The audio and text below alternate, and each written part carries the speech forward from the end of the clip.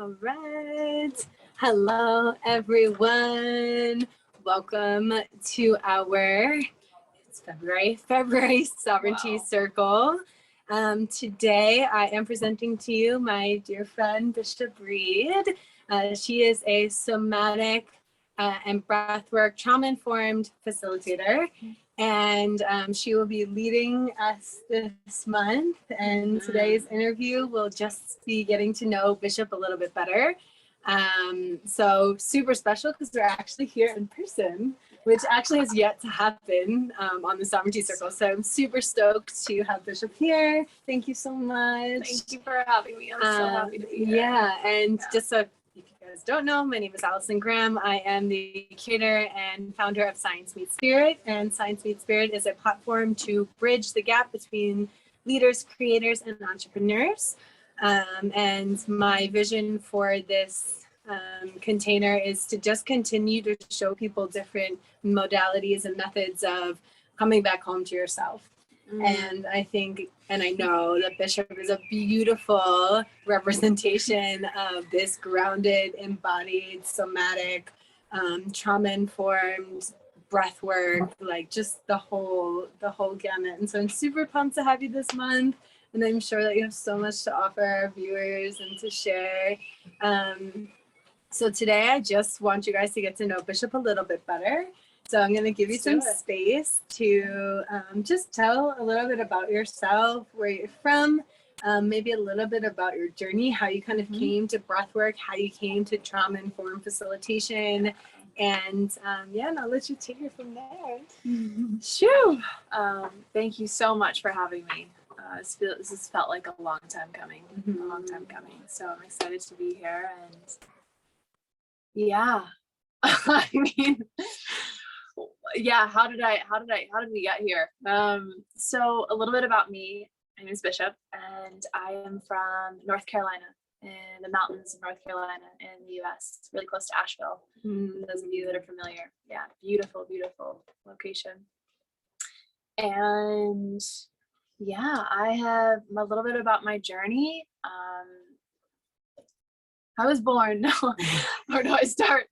I guess after college, I lived in Raleigh, North Carolina for a little bit, did the whole corporate, which I loved, by the way. Like, a lot of people are like, oh, the corporate grind. Like, I ate that up. Like, I loved it. I was in outside sales. I had a business marketing degree. I was just like this really type A, like ready to just crush it, like climb the ladder.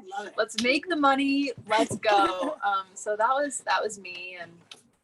And yeah, I did that for almost 2 years. And the hardest part about that is that, like I said, I didn't hate it. So leaving that was one of the biggest decisions. I mean, I'm sure some of you can relate if you've been through this, of like leaving that comfort zone for something that I really had no idea what I was about to embark on. So that was about 5-6 years ago. And a lot of things ended up happening. Was going to go travel and ended up not going to travel and ended up working for some influencers in Miami. I don't even know how that happened, but I think the next important pillar of my journey is when I left to take an entrepreneurship program in Brazil. It was a technology entrepreneurship program, and I went to the 6-week program. It was called Exosphere, and it was on this like magical island in Brazil. They called it Ilha de Magia, like a magic island, literally. It's so beautiful. And I went to I was just so sick of, I guess, just like maybe myself, people, like, I don't know, I just needed something different, like radically different. So I left to go to Brazil, and that program ended up leading me to finding this community of people. And you speak about like living differently.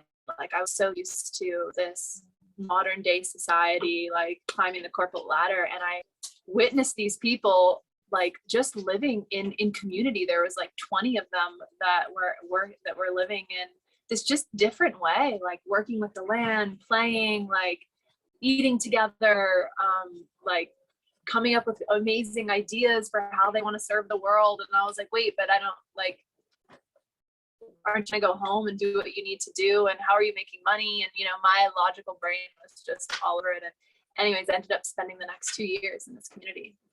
And that's really where things started to click, of just living in this different way that actually is possible, and not having to know all the answers, and yeah, figuring it out along the way. So through this community, I started my journey of facilitation, and people from all around the world were coming and just sharing how to live differently as we were figuring out, right? We weren't like, oh, this is how you do it. Like it was messy, you know, living in a community with 20, 25 people and living together, working together. Like there is nothing that'll teach you more than that. But it was so fulfilling and so enriching. And through there, I really kind of started my healing journey. I didn't realize how disconnected from my body I was. Ended up getting diagnosed with thyroid cancer about a year in. Woo! In Brazil? Yeah, in Brazil. Wow. Yeah, and didn't realize how disconnected from my body I was. And really took me something like that to bring me back and to start really, like participating in my own healing and being my own healer and starting that journey. So yeah, and being in Brazil, like with near the Amazon, like there are so many incredible plants, and so got introduced to some plant medicines like ayahuasca, and that really took me on another journey. But again, all coming back to my body. Introduced to cacao down there for the first time, and just feeling things I hadn't ever allowed myself to feel, you know. And I felt so lost. Oh my God, I was so lost. Just like typical, just exploring, like literally just some nights on the ground, just like, help me. Like, I don't know what I'm doing. And I think that's a lot for us when we leave our comfort zone and what we know. We're just like, what am I doing? And I think that's really where the magic is, like to come to that place of like, what's happening? So yeah, I sat in that space for a couple of years and just really getting to know myself for the first time without planning my meals, you know, like going to the next promotion, my crazy workouts. And it was just like, who am I without all of this drive, type A, getting somewhere. Wow. So do you feel like because you had such a type A personality inherently, did you feel like you having thyroid cancer was like something that dramatic was necessary to like shake you away? Yeah, no, for sure. Yeah, for sure. Because if things aren't painful enough, right, we don't change. Wow. Yeah. Wow, that's intense. So would you tell us a little bit more about the journey, like when you got sick? Because I'm sure that this will resonate with a lot of people, and I feel like this could be a really powerful way to connect with somebody. It's like, when you got sick, what was your process like? Taking in the information, and where was your heart leading you, and how, and in the confusion and the grief, I'm sure, and the pain. I would love to hear a little bit about just like what drove you. Yeah. So I was actually, like, I had lived the majority of my life up here.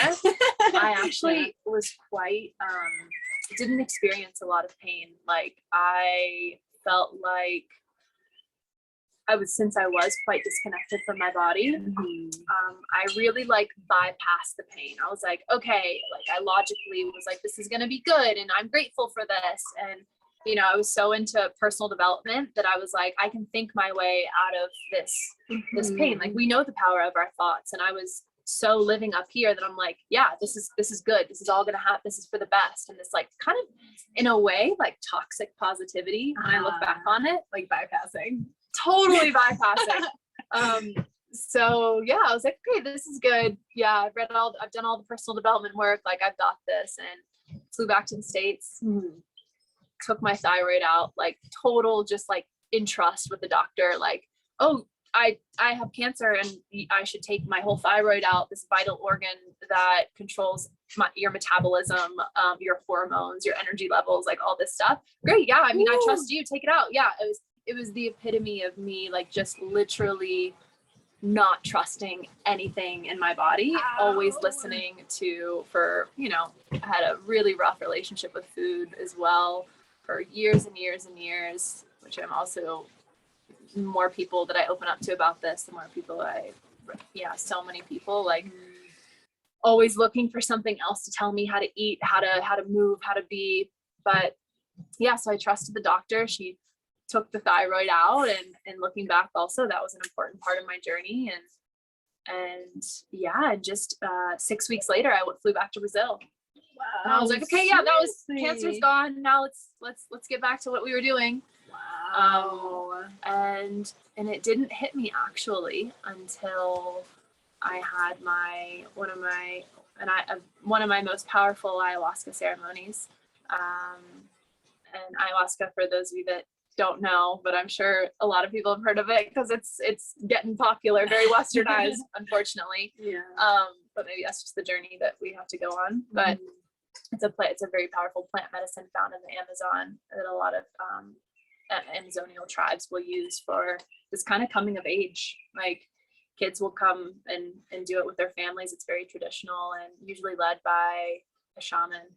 And I had a ceremony where I really got taken to, I had this whole conversation with my body and literally speaking to my cancer cells.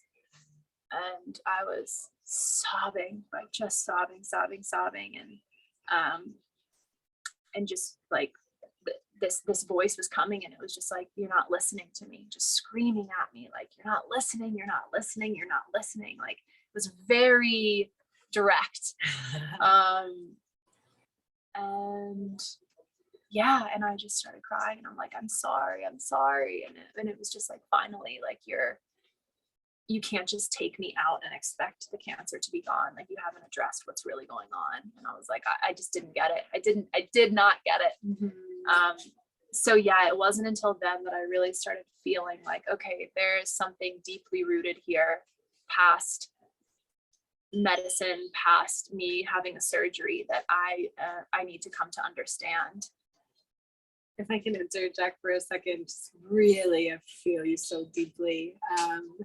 The pull for our society to be a quick fix society. We're so addicted to having everything immediately and having it immediately done, immediately gone. Check the box, do the workout, blah, blah, blah, eat the protein shake. Like, just, we're like addicted to the immediacy. But you look at nature, you watch a flower grow. We were just talking about this before, you plant a seed and it doesn't grow fast enough. So once the little sprout comes out, you're like, fuck this sprout. It didn't grow fast enough for me, for my ego. And I feel like that has to do with a lot of sickness. Also, there's like, we are sick, and this is the peoples of the Amazon, the indigenous people here, we are sick. We forgot. So we forgot that we are this web of interconnected wisdom, and at the root, it's not making everything spiritual, just how it is. We are both. We are spiritual and we are physical. We are something more, and we are also this. And so like I just like resonate so much because I could, you could feel, like you said, like you have a bit of a type A personality, and you're like, okay, well, we're just gonna fix this. Now it's fixed. Problem solution. Let's go. Let's not waste time. And it's just so interesting to hear, like, and thank you for doing this work, and thank you for going on that journey, because it's not always just, again, it's both. It's not just for you. This could be used as an example for other people, that there is always something underpinning the physical ailments. It's not about making it spiritual. It just is what it is. We are connected inherently. Yeah. And you know what's funny is that I remember being in Brazil, and I was on an island where there were a lot of healers and spiritual community, and I remember being so pissed off when I kept getting the message from certain people in a very loving way, like, but I just wasn't ready to hear it, that interesting, like, I wonder where that comes from, like maybe in your childhood. And I was just outraged that somebody could be hinting at that I caused this, you know, and that I just couldn't hear it. And now I'm much more open to the fact that yes, everything is connected, and this isn't an opportunity to shame ourselves, to say like, oh my God, I did this to myself, and how dare I, like I was doing something wrong. It's just a part of our journeys. And yeah, we are this interconnected web that we forget. Yeah. Yeah. Wow, what a powerful. So it didn't really hit you until you came into that ayahuasca journey. Yeah, I launched my blog, actually, my blog, Wake Up Human, with this post. Yeah, and it's called Cancer, God, and Ayahuasca. And oh, I get chills. Yeah, I didn't know you had a blog. Yeah, amazing. Yeah, that was the first blog that I wrote, and it at the end of the ceremony, I had just felt like the most profound trust in myself and in life that I had ever felt in my life. Like it was far beyond the concept of like, oh, I trust myself. It was like this deep, visceral feeling of like, holy crap, I trust everything that's happening. Because at the beginning of the ceremony, it was like, how could I trust myself? My body gave me cancer. And then at the end, it was like, how could you not? Literally everything our body does is communicating to us. You got cancer because your body's working. Like it's sending messages to you constantly. I'm hungry, I'm full. When we get acne, like when we're like anything, our bodies work like so well. And so a lot of the times on our healing journeys, we look at ourselves, and this has been still a process for me of, I'm broken. Vaya pues. Okay, entonces, so you went on this journey of being in Brazil, you got your thyroid taken out, one of your major organs. It's just like mind blowing. And you returned to Brazil, you had this profound cleanse ceremony. I'd love to hear a little bit more about how you continued on your journey after your ceremonies, and how did you kind of get to where you are now? Yeah. Yeah. So just to wrap that up, at the end of the ceremony, I asked, and this phrase from the Bible, which I grew up in a Christian family, but I didn't read the Bible or wasn't super Christian or whatnot. And this phrase came to me really powerfully at the end, and it was, be still and know that I am God. And I asked at the end of the ceremony, because I knew the feeling was going to fade, right? And I was like, how can I connect back to this? Like in day to day, you know, and I knew I was going home soon, back to the US, and emerging in this society that I had been disconnected from a year. And immediately the message came and said, breath. And I didn't get it at the time. Like I was like, okay, breath. It took me about 2 years to circle back to that. But that was really the beginning of using our own supply to heal and to navigate this human experience, versus, you know, like I had this experience. I was like, I want to go back to corporate, and I wanted to be in executive coaching and help people, like leaders and organizations. You know, I was really interested in industrial organizational psychology. And I'm like, I want to have leaders of companies taking ayahuasca ceremonies. But it's like, I knew that, okay, we're not there yet. So what can I do to bring this back? And so, yeah, the next year took me coming back and really like doing a lot of things that were kind of more aligned, but still, like I had to play. I had to really fall and experiment and be scrappy. Like frick, and they being so scrappy, like, oh, I'll work for you here, and you know, friend wants me to help them with their marketing here, and okay, like just really random things, but helping me kind of, ooh, I want more of this. Ooh, this feels good. Just trusting that so deeply. So that actually led to me getting my mindfulness teacher certification the year after, which revealed a whole slew of things that I actually didn't realize that I it didn't get still, which was that I was practicing. I've always loved meditation. My mom introduced me to meditation when I was like in high school and loved it ever since. But what I didn't realize is that, you know, I was meditating, getting up for like an hour in the morning, right? Like hour every day meditating, and didn't really feel different after. And I just felt like, this was 2019.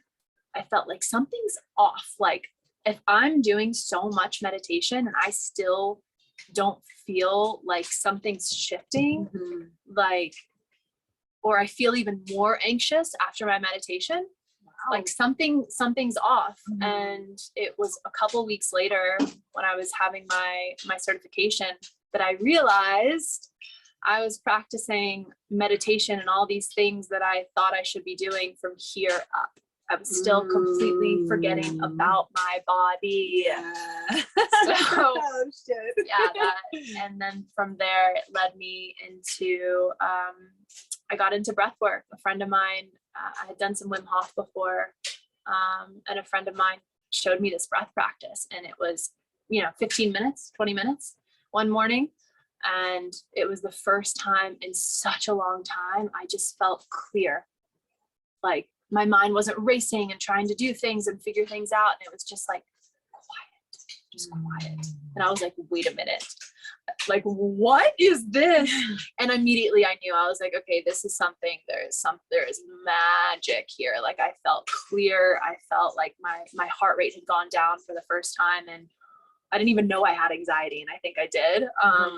And just, when we feel a certain way, even if it's not the most healthy, it's our normal. So we just expect ourselves to feel that way. So from there, I really started learning about breath and investigating breath, and just became obsessed, and got my certification. And that took me on a whole other ride of the trauma body, learning about our nervous system. And really, again, just constantly bringing me from here to the body. Yeah. Wow, beautiful. Yeah. And so I just want to wrap it up a little bit. Like when you got your certification, and then after that, what did your path look like? Because you are an Messy. entrepreneur. Yeah. Messy. Yeah. But you are an entrepreneur, and you do have a successful business. And I would love to hear like how you allowed these experiences to meld you, to open you up to the possibility that you could facilitate and help other people, like truly help other people. That also is taken me a very long time to get out of my own way. We were talking about this earlier. Like, yeah, I feel like if you want a real spiritual journey and to face your demons, become an entrepreneur. Oh my God. The deepest shadow work, like just feeling so, who am I to do this? Who am I to do this? I don't know anything. Like deep stuff coming up from our subconscious. So yeah, it was messy. I mean, I continued to work for people and feel like attract these very interesting people to work for, that I was always trying to put people, like work for other people's dreams, right? Versus mine, because that felt safer. And it wasn't until I had a really, I was working actually for a friend on the side, just like little side gigs, like just again, Scrappy is the only way I can put it. Like many times, like bless my mom, I had the privilege and opportunity to be held by her and live with her while I was just figuring my stuff out and just really sucking it up, like taking an ego punch and being like, all right, I'm 25 years old. I'm living at home, right? 24 years old, living at home, don't know what I'm doing. And that was the most profound space to allow myself to be in, of not knowing anything. Shout out to my mom. I love you, Mom. Thank you. Thank you, Mom. Thank you to the parents. Yeah. Oh, Scrappy. God, Scrappy. like, just letting me figure it out and it was blast. So yeah, it was messy. And there were so many nights and mornings I would wake up just in my stuff, like dark night of the soul stuff, of just like frozen state, right? And now I understand kind of from nervous system stuff, like what my body was doing, but I was just like facing my stuff. So yeah, being very scrappy, but deep down knowing, you know, we talked about this too, of having a feeling like I don't have the choice not to follow this path. Like, it's just something so deep inside of you that's like, I have to follow this because there's no other way. Yeah. There's no other way. And from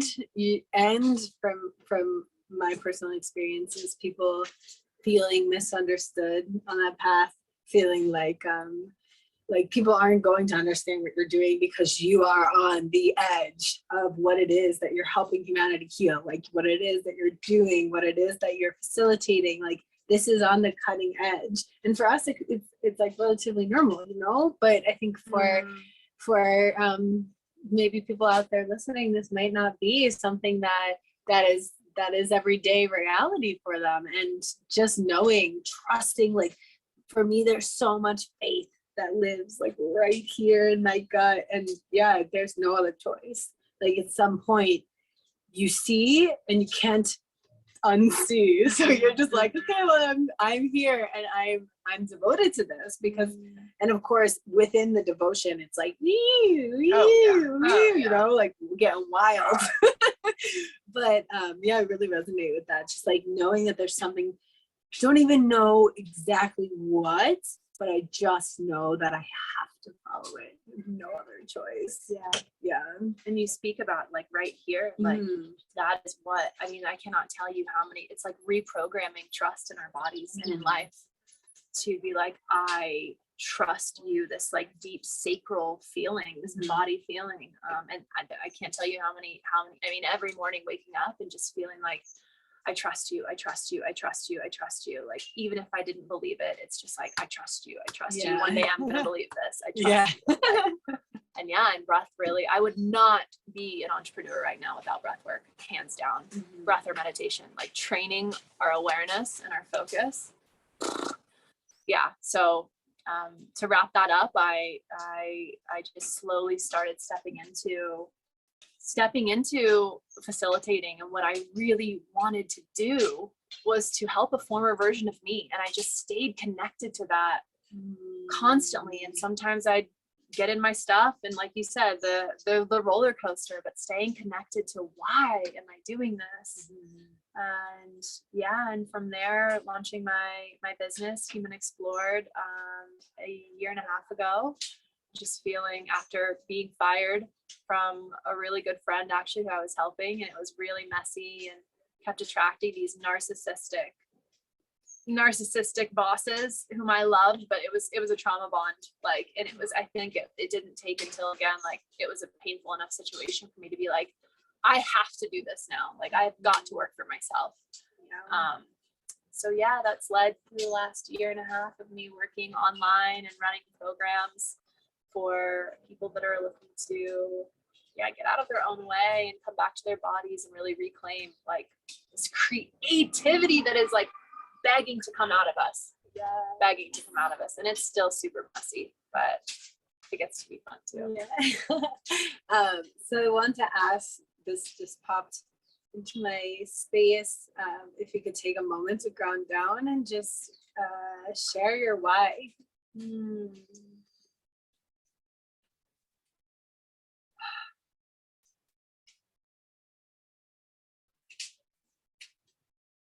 Yeah, this actually came up really strong in the dark retreat that I did recently. And I really feel at the core, it's helping humanity come back to this heart space, this deep visceral feeling of God. And I don't say God as like, whatever that means to you, it's spirit, if it's anything bigger than ourselves. And that is really what I feel I am here to do, is to help people come back to this common beat that connects all of life, that connects us to why we're here, to live and connect and inhabit this incredible miracle and body that we get to be here, and to get and to remember why, that it gets to be fun, it gets to be playful, and it gets to be painful sometimes, and it's all so sacred. Like, it is all so sacred, and to remember that, what we came here to be a part of. Thank you. Yeah, beautiful. We have very similar missions in this life. Yeah. Very happy to be connected with you. Thank you so much for sharing part of your story. Just want to open the space if you have anything else that you feel, either a message that you want to share, or you shared a very important message, but or something else about your story that you feel would be important to share at this moment in time, and then we can wrap. Yeah, I just want to say thank you so much for opening this space. What Science Meets Spirit is doing is so important, like facilitating these spaces where we can just expand, just like even 2% more. Just ask ourselves, like, what if there was a different way of living? What if, despite how I'm feeling, there's room for another possibility, to see beyond what is presented right in front of us.